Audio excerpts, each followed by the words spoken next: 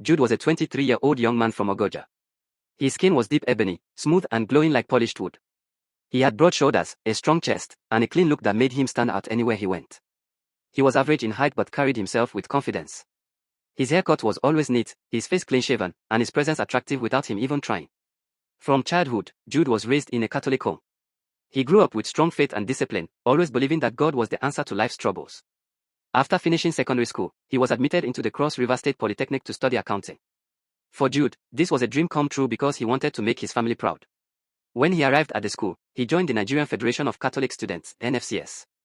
The group welcomed him warmly and gave him accommodation at their secretariat within the school hostel. Life there felt like heaven.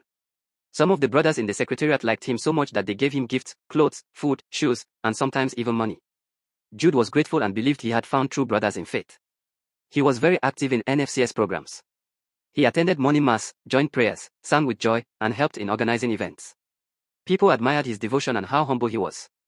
But what Jude did not know was that the affection he was receiving carried a secret motive. Among those in the secretariat were 4 senior brothers. Brother Emeka, a final-year student of electrical and electronics engineering. Brother Emma, in his 3rd year studying financial accounting. Brother Bright, in 2nd year studying mathematics and statistics.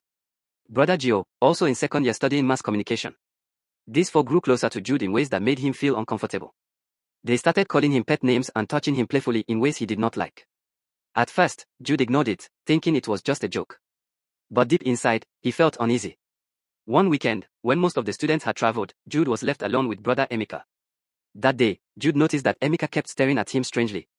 Jude asked with nervous laughter, "Bro Emeka, the way you are looking at me, I hope I am safe." Emeka only laughed and replied, "You are too special to me." Later, Emeka took Jude shopping, bought him clothes, and even treated him to food at an eatery. Jude was thankful, but that night his fears became real. When the hostel was quiet and dark, Jude felt someone's hand on him. He turned to see Brother Emeka.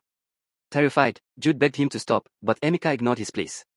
The next morning, Jude was in pain, confused, and broken. Emeka acted caring, bought him drugs, cooked for him, and told him everything would be fine. But Jude overheard him boasting to the other 3 brothers about what had happened. They laughed and promised they would also have their chance. Jude felt trapped. He cried in secret, but he had nowhere else to stay and no money for another hostel. Every night, he prayed in church, begging God for deliverance. But the pressure around him grew worse. One by one, the other brothers drew him into the same painful cycle. At first, Jude hated himself and hated them. But with time, his spirit grew weaker. The love and care they showed during the day confused him, and slowly, he began to accept what was happening, even asking for attention when he felt lonely.